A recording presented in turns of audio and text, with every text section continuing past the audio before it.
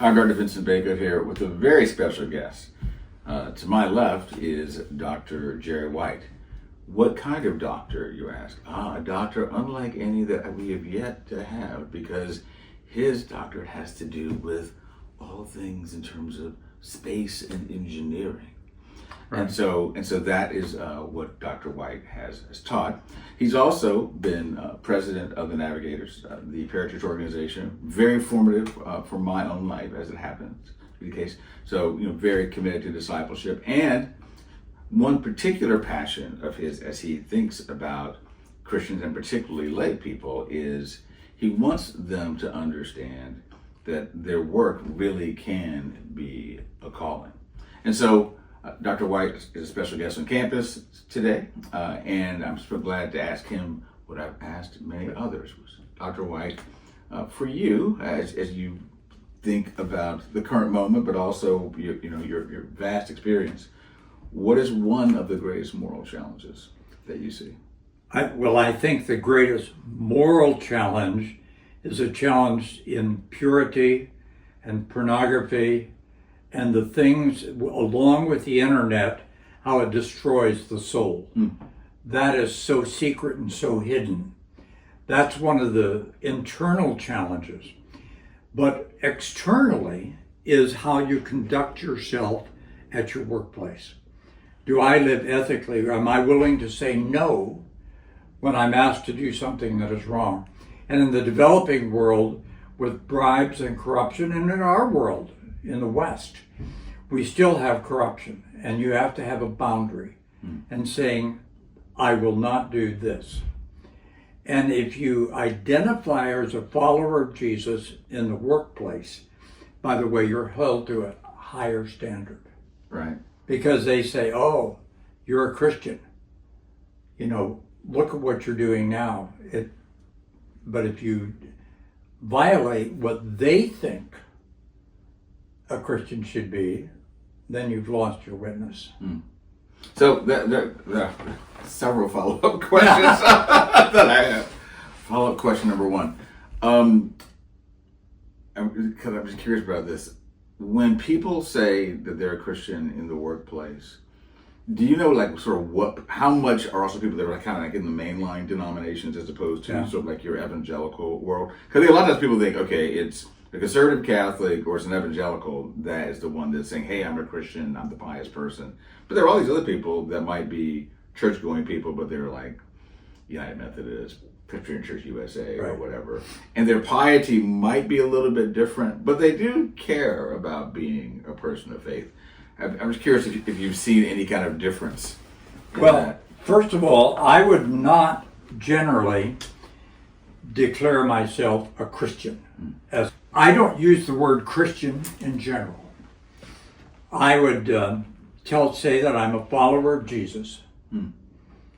And they'll say, then what denomination? I said, well, I don't think it really makes too much difference. The key is, who is Jesus? And does it make any difference in the world in which you live? Right. And so your presence, and I'll tell some of the folks tonight that I'm going to speak to in the military, because I have a long military background. It's how you work and how you talk that is going to be what people see.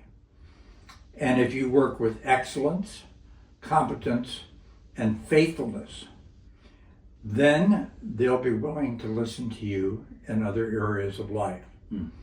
But if you do sloppy work, you don't really care about the job, and if you are someone who doesn't finish things well, they won't listen to you. So it's so important that our presence is not by saying who we are, but what do we do? Then you get an opportunity to say what you believe. And so often everybody has a view of what a Christian is. Well, you have to break that view. You have to be able to say, well, what do you think a Christian is? And then you'll have an interaction. And then I would say, well, Where do you find that in the Bible, by the way? Mm. Oh, the Bible. What about the Bible? Right. Right. So forth.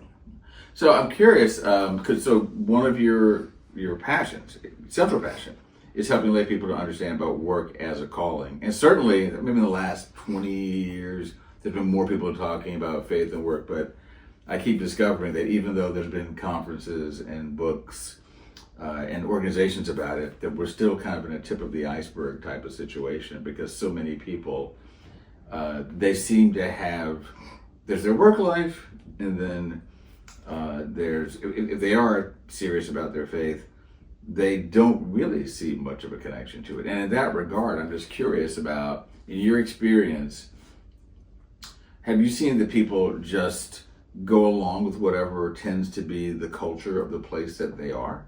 And if it's a culture where sometimes you might be asked to cut corners, or even if it's the kind of place where, okay, how do you get ahead? You get ahead by being a shark.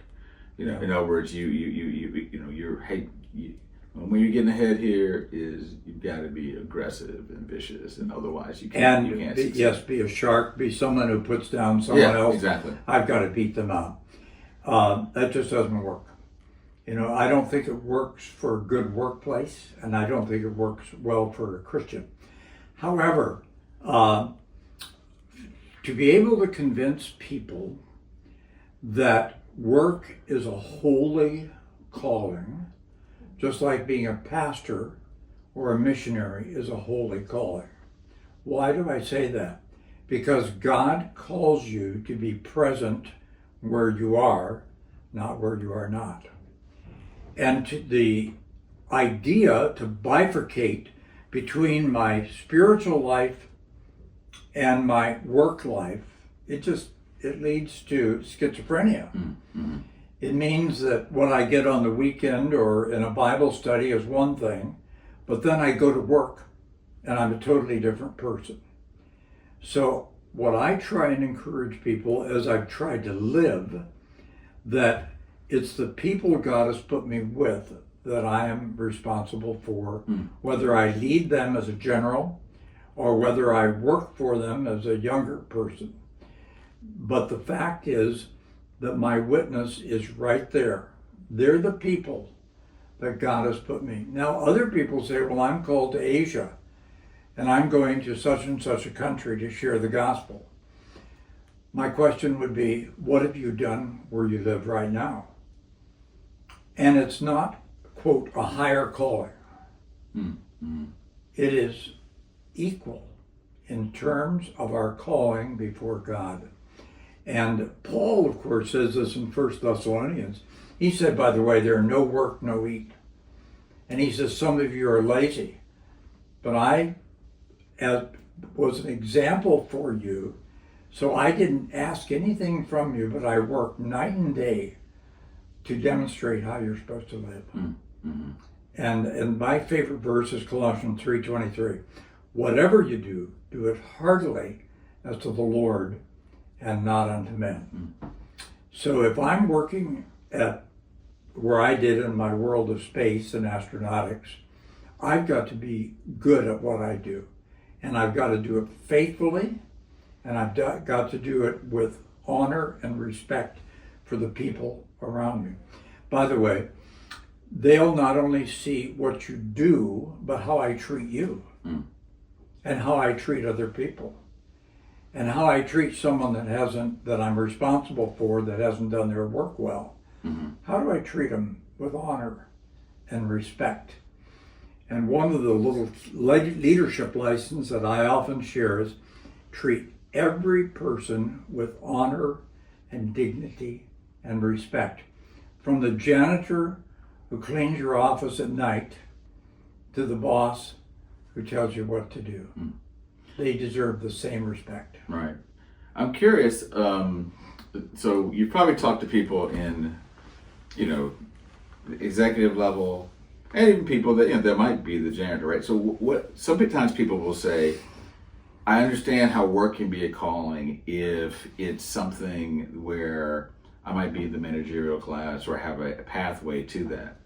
But somebody might say, well, what about the person that works on an assembly line, or the person that, I'm sure you've heard this question before, or the person that has some kind of repetitive work, Right. where the tendency would be, okay, hey, I do this to put food on the table. I sense my vocation is what I do after I get out from work, and because that's something I have a greater resonance with that, as opposed to just kind of doing this repetitive thing. So how do you talk to that person who says, it feels like just a job to me? Right. Well, it is just a job in many places. My stepfather was a truck driver, and he delivered freight all over Spokane, Washington. And he never rose to any kind of management, but he did his job faithfully, and he never complained to me about doing it. But what he did, he served people. And every work, even though it's repetitive, you may not see the end result, but it's the people you work with that give it meaning. Now, I also go to the developing world when you don't have a choice. You do what your father did, you do what you were born into. And in many countries, most of the graduates of college can't even find work. So they have to take a job, whatever they can do. And it's interesting that the scripture does not delineate between kinds of work, but it does delineate in terms of skill. Think of people building the tabernacle and the temple. Right. Mm-hmm. They didn't say, let it out to the highest bidder. Belial and all those guys says, get the best, the skilled. But for every one master skilled person, they had hundreds of people doing the other work so that they could finish out what they did. Right. So every part fits. Now, I've been in jobs I didn't like. Even leading the navigators, if I liked 50% of my job, I thought I was pretty fortunate. Because you have to do things that you aren't necessarily skilled at or enjoy. That's just the way life is. And in one sense, why do I work? One of the reasons is to put bread on the table and feed my family and have a presence in society. So now it's nice. In the West, we say, well, I've really got to do something I enjoy, what I'm skilled at, what I'm gifted in. That's a privilege. It's a luxury. That's a luxury that I don't know what percentage. I'll say 90% of the world does not have. Right. And most people didn't have prior to the 19th century. That's exactly right. Yeah. And you worked on a factory line, or you worked in the fields, whatever it might be. So the value is not just on what you do, but how it serves other people. I think it's really helpful, because I think, and maybe this is I don't know if it's just a Western thing, but I think a lot of times the effort that's gone into like faith and work stuff has been about talking about purpose, which is great because it's about an internal piece. Yeah, it's not. But I think it's really important. It's interesting that you're noting not, yes, purpose, but what about how you're doing what you're doing, the environment that you're in, or even the environment that you're creating with the way that you're doing your work, or even having a service mentality regardless of what it is. That's true. One of the huge issues we've got right now is remote work. You're sitting there with your computer and you have no people you're working with. That is starting to be a destructive tendency in what we call the community of work. Right. And so you have to work extra hard in terms of connecting with the people. So what are your circles? Your circle are work, your family, your extended family, and your neighborhood. So God is going to call you in all three. And where does church fit? Well, fits in all of them. Right. They relate. It is an equipping function, not an end in that. And most of the people you work with probably have no religious inclinations at all, or if they do, it's minor, and that is in this time and age. Yeah. Yeah. And we're finding that more and more people don't have biblical literacy. But to me, it's important to say, God has put me here. So what am I going to do about it?